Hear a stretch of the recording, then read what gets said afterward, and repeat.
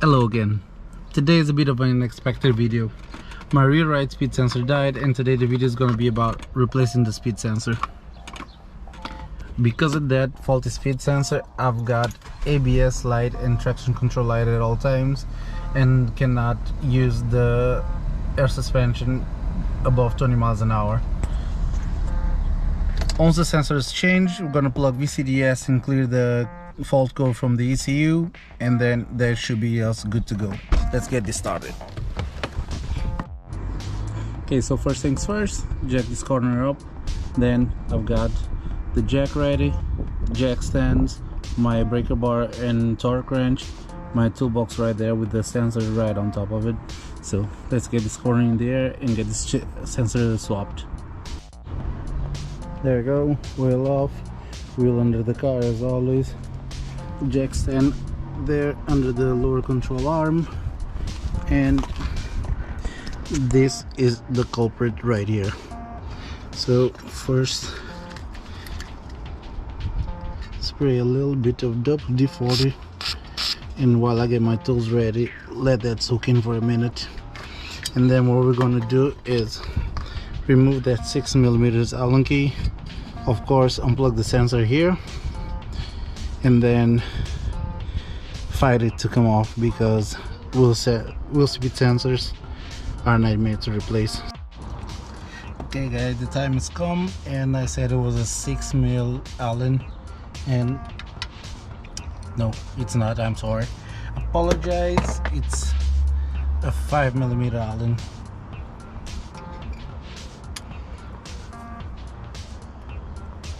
Have it properly seated because you don't want to round that bolt. And there.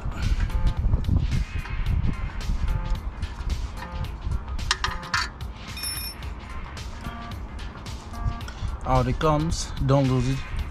You'll need it again, because the new sensor does not come with that bolt. And unplugging these sensors is weird because the upper control arm is right on top of it.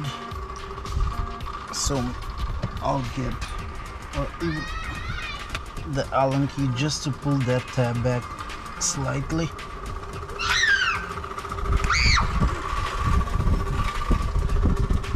No, it has to be flat edge.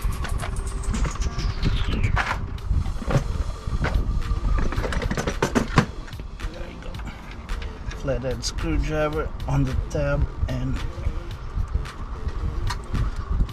it still doesn't want to come out. There we go. So what you're doing is pulling this back and then pulling the sensor back.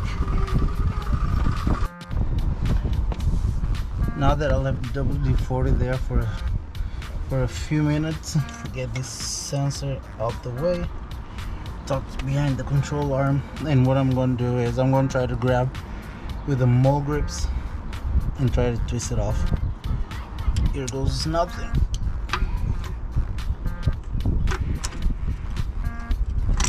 To loosen it.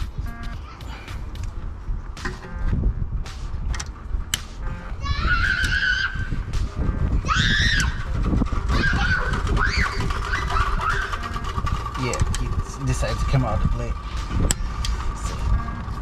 Oh, it's moving.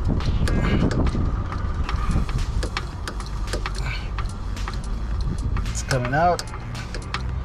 Slowly, but it is coming out. Oh,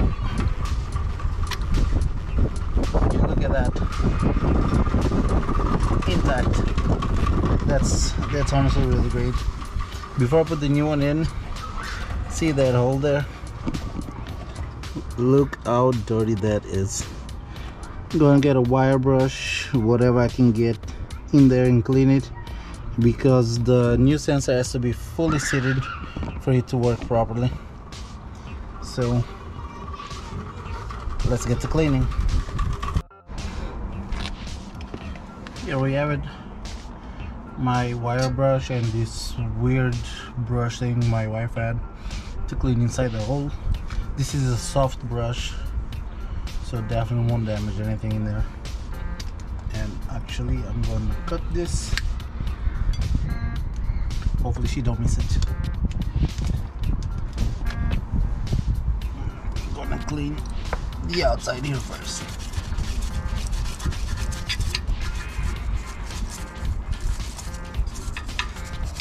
Not that much room, because there's this sturdy, I don't know if it's a control arm or what this is, but that's in the way.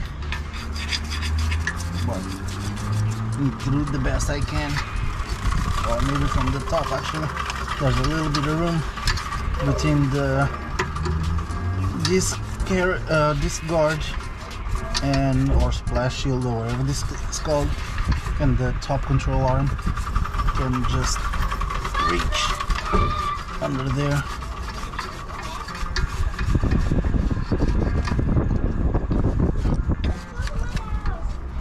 Clean also where the screw goes, because can hurt definitely. And now this brush insert in there.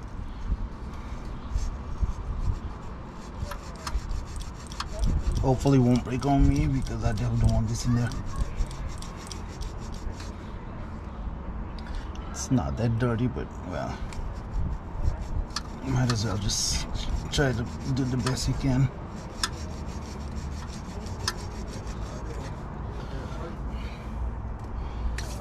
That's that. Now compare sensors, if they're like for like, and yeah, it seems all good.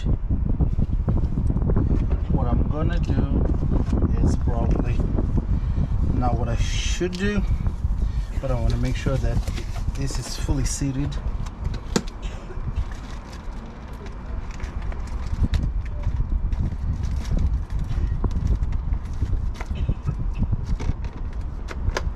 And I'm gonna use a little bit of grease, not down here because there's a hole there. Probably that's what makes the reading of the hub turning for the speed.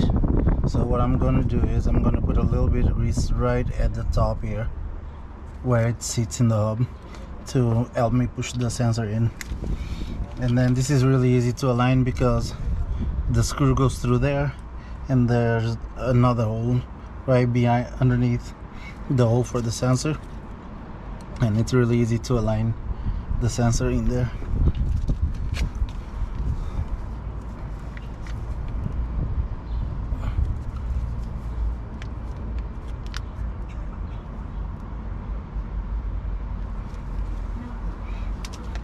Just a tiny amount, just at the top there, and hopefully that will make my life a bit easier.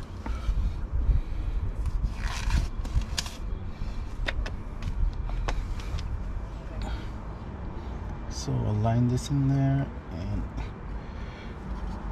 and push it in.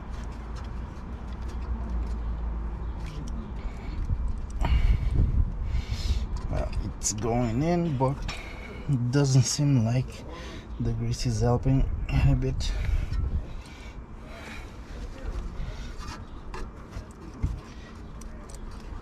And the shape of the sensor doesn't allow you to get anything on there and push it in. I'm gonna try and walk it in with the screw by tightening. I'm gonna tighten this screw very, very slowly and check from the top here that it is in fact going in.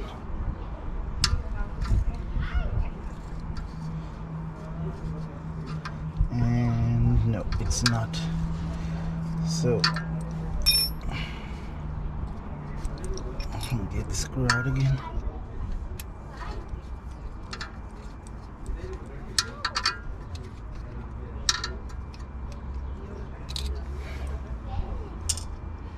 And now with the mold grips again. Try not to get this too tight, because obviously you don't want to damage a brand new sensor. This is really just to assist you pushing it in.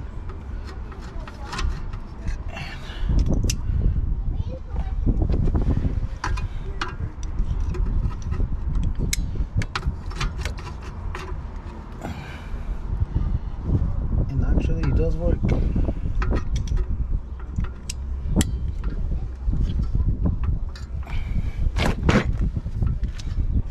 Like I said, this is an awkward place, but yeah, it does work.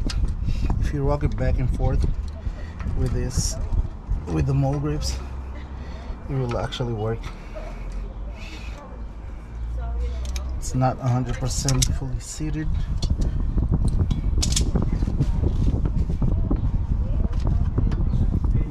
But now when you tighten it, I think it will go in.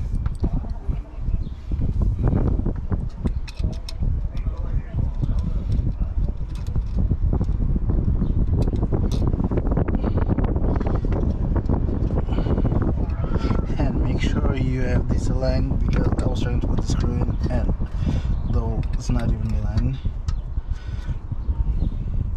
Like I said, it only goes in one way, so it's pretty self-explanatory.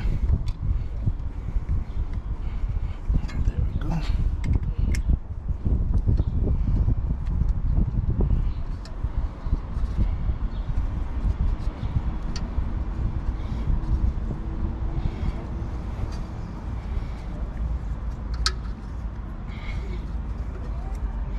I normally check the torque spec for every screw, but actually I forgot to check the torque spec for this here. But when I was removing it, was definitely wasn't that tight. So as you saw, it was a small screw as well. You don't want to over tighten it. Now, most important thing, or one of the most important things, don't forget to plug it back in.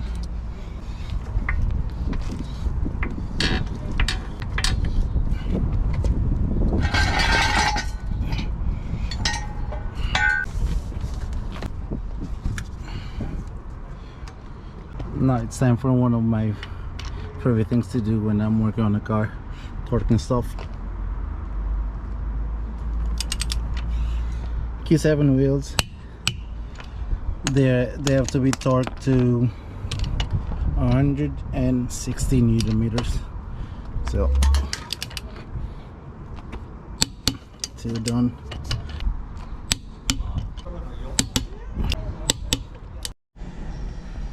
Now that the sensor's changed, it's time to clear the codes. So ignition on first, and then load up VCDS.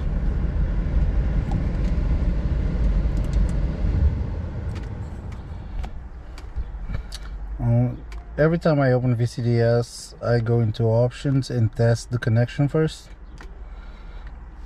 I think you're supposed to do this just the first time, but I do it every single time just to be sure that everything's connected properly. So save, select, and because it's the ABS light and the traction control light, you need to go into brakes, and that'll beep once you get into the module. It's perfectly fine, don't worry. And then fault codes. And then, as I said, ABS speed sensor rewrite. So clear that. Yes, have been erased. Go back, always double check if the codes come back. Open fault codes again, and they're absolutely gone. So close the module, and as you can see, as soon as I close the module, both lights go away. Now I will drive the car because it was giving me a rear suspension fault at 20 miles an hour, so I'm gonna test drive it and see if the problem is fixed for sure. Okay, now as a final part of the installation, I will drive the car to see if the 20 mile an hour fault will still appear. Hopefully not, but I think the problem's fixed now.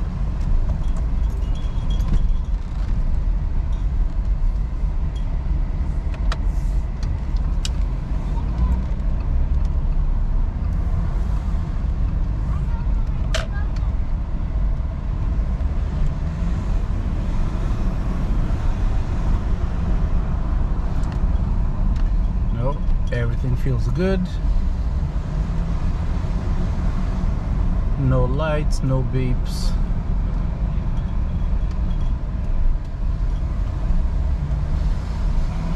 Yeah, as you can see guys, problem was definitely resolved, and I'm really happy that I have no more lights in my dash. And with that, that's the end of this video.